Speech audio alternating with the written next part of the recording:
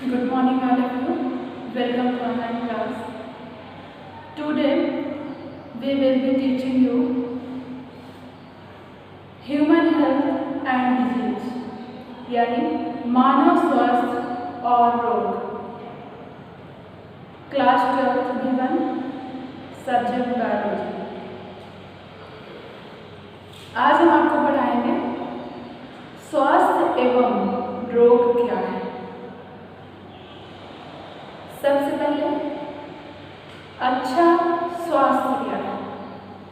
जब हमारे शरीर के सभी अंग सुचारू रूप से कार्य करते हैं तो ये अच्छे स्वास्थ्य के लक्षण हैं। और रोग क्या है? जब हमारे शरीर के सभी अंग सुचारू रूप से कार्य नहीं कर पाते हैं या किसी न किसी प्रकार का अवरोध उत्पन्न होता है तो वो रोग की स्थिति होती है या रोग कहलाता है। स्वस्थ शरीर की वह स्थिति है जब शरीर के सारे अंग सही ढंग से कार्य करते रहते हैं। और सही स्वास्थ्य के लिए हमें काफ़ी देखभाल करने की ज़रूरत है। हमें संतुलित आहार लेने की ज़रूरत है। खुद की स्वच्छता, घर की स्वच्छता, अपने आसपास की स्वच्छता रखना अनिवार्य है। और बाहरी वातावरण तथा शरीर के बीच में समन्वय होना चाहिए, यानी संतुलन बना रहना चाहिए। विभिन्न व्यक्तियों का स्तर अलग अलग होता है। केवल रोग की अवस्था में ही नहीं परंतु दैहिक, मानसिक, सामाजिक सभी प्रकार से स्वस्थ होना अनिवार्य है। इसी को हम स्वास्थ्य कहते हैं। तो अच्छे स्वास्थ्य से क्या लाभ है? अच्छे स्वास्थ्य से निम्न लाभ है। अच्छे स्वास्थ्य के कारण हमारे शरीर के सभी अंग कार्य करते हैं। हमारा दिमाग स्वस्थ रहता है। हमारे शरीर के सारे अंग स्वस्थ रहते हैं।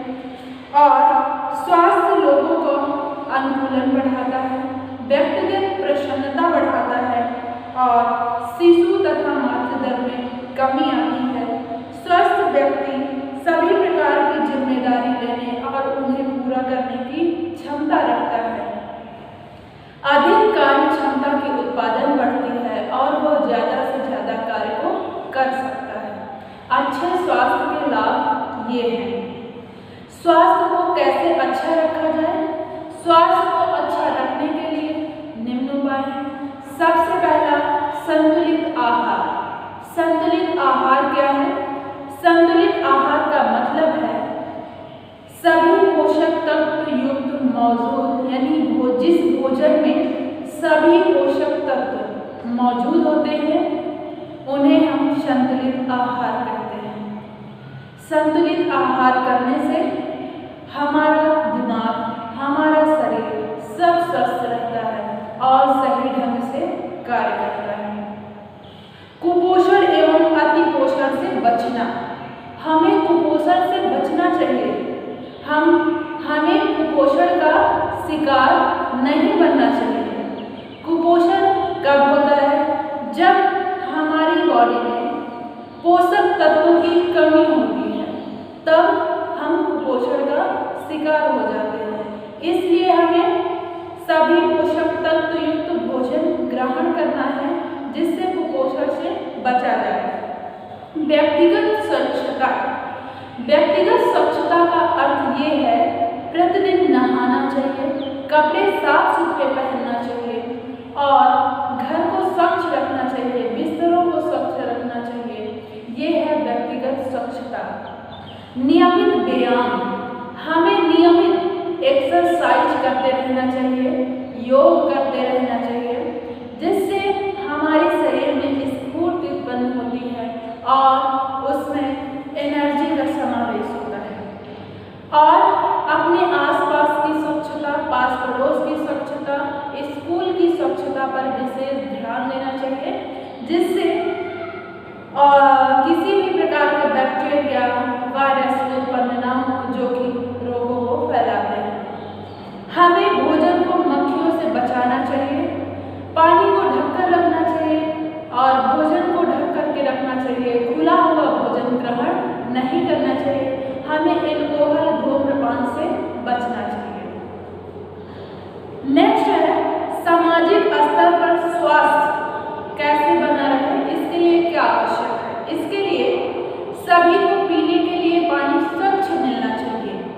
और अपने आसपास शहर गांव की पूर्ण साफ सफाई रखना चाहिए।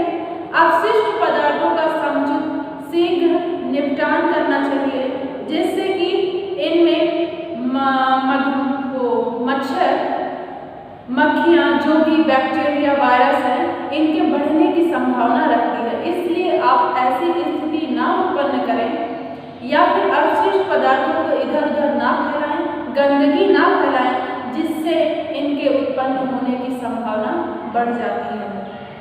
संक्रामक रोग को फैलने से रोकने के लिए हमें सामाजिक स्तर पर टीकाकरण करना चाहिए, क्योंकि संक्रामक रोग और असंक्रामक रोग भी दो प्रकार से होते हैं। संक्रामक रोग छुआछूत से फैलता है, इसलिए हमें अस्पतालों में रोगियों की देखभाल का पूर्ण सुविधा होनी चाहिए और संक्रामक रोगों को रोकने के लिए टीकाकरण की व्यवस्था होनी चाहिए।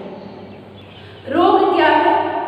यह वह दशा है जिस समय शरीर के अंग कार्य करने से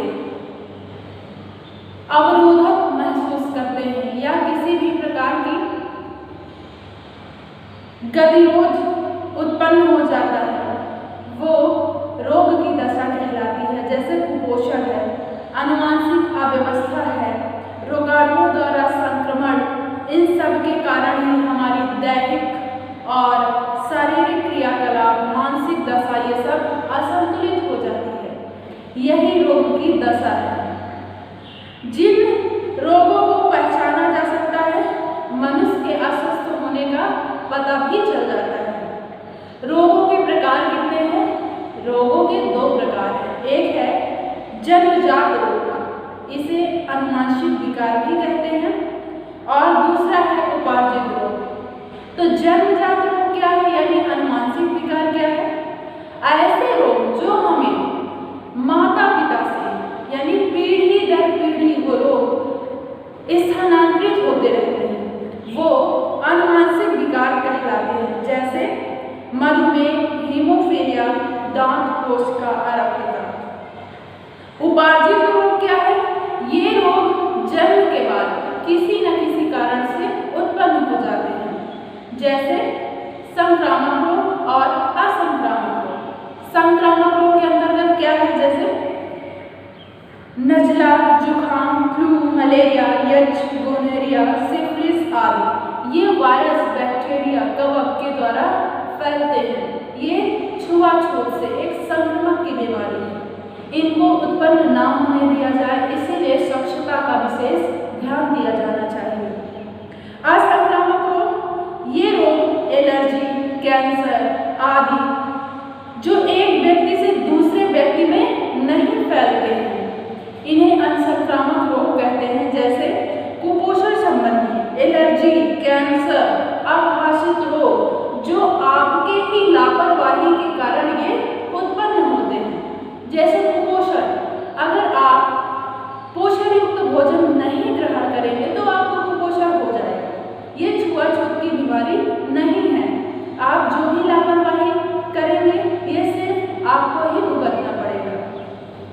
एलर्जी यह बाह्य पदार्थ जैसे पराग, धूल, धूप, इन सब से उत्पन्न होता है।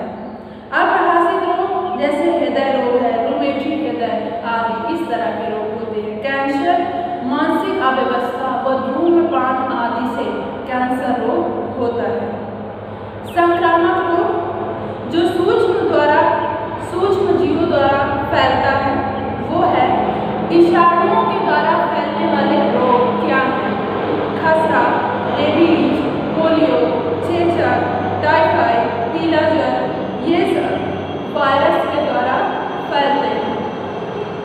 जीवाणु द्वारा हैजा, पक्षमा, काली खांसी, ये सब जीवाणु के द्वारा फैलते हैं। प्रोटोजोआ के द्वारा मलेरिया, ट्रिपैनोसोमियासिस, कवक द्वारा रिंगवर्म, एथिलीड, पाद आदि। बड़े जीवों द्वारा उत्पन्न रोग गोलकृमि द्वारा एस्केरियासिस, फीलपाव रोग। चपटे कृमि द्वारा फीटा कृमि रोग। असंक्रामक या असंक्रमित रोग कुपोषण वेरी क्वेश्चन। उपापचयी अवस्था मधुमेह, एलर्जी से, अपहासी रोग, हृदय के, कोरोनरी रोग, वंशागत होने वाले रोग, आर्यकारिकल जैसे दांत कोशिकारक्तता है, मधुमेह है, हीमोफीलिया है, अनुवांशिक अशक्तता, आरक्षकारक, रुधिरवर्ग, कैंसर, ये मानसिक अवस्थाओं के कारण होता है।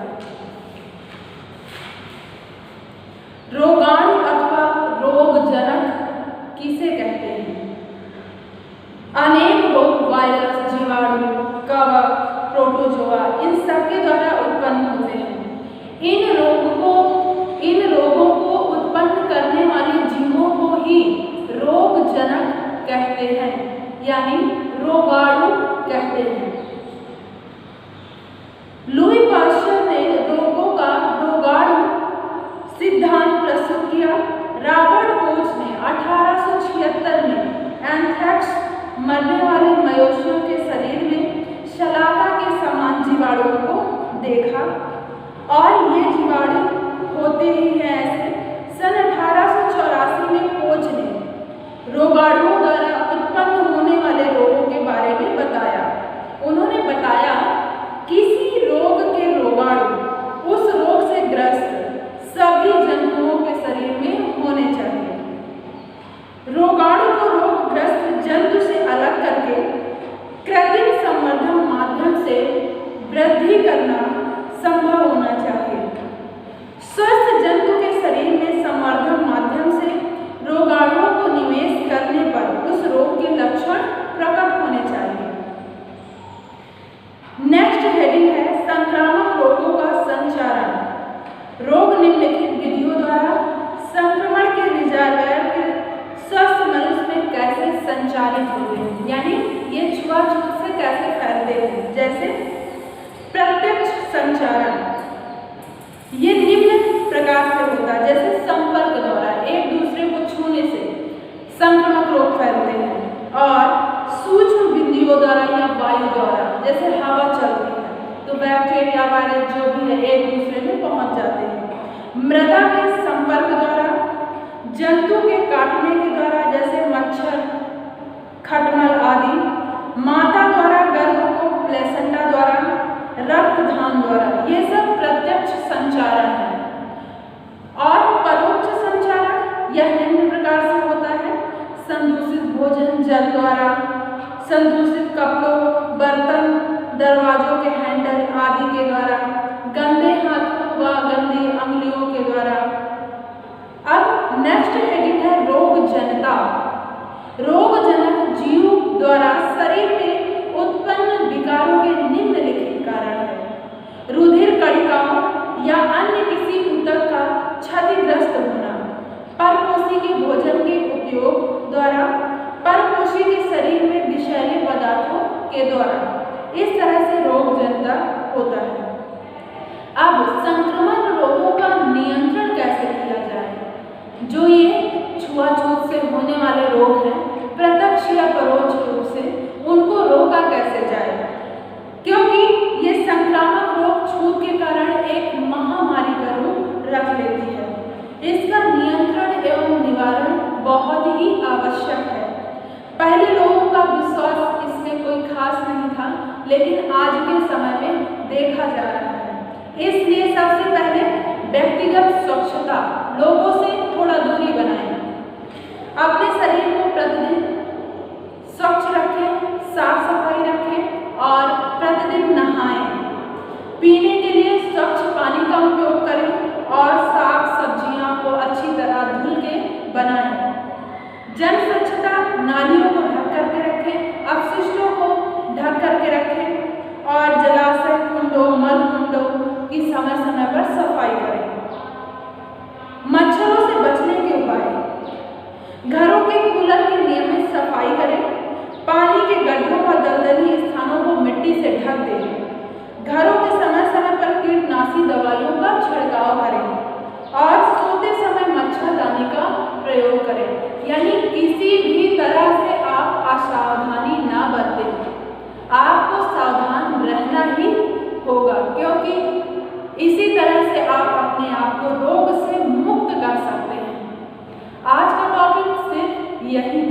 आपके लिए होमवर्क है।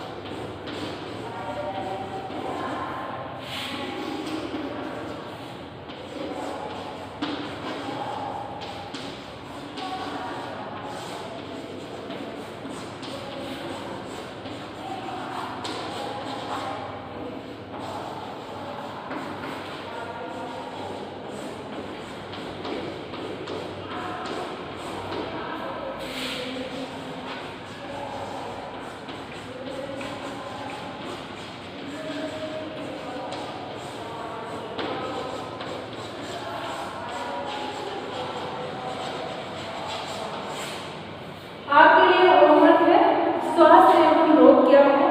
सेकेंड क्वेश्चन, संक्रमण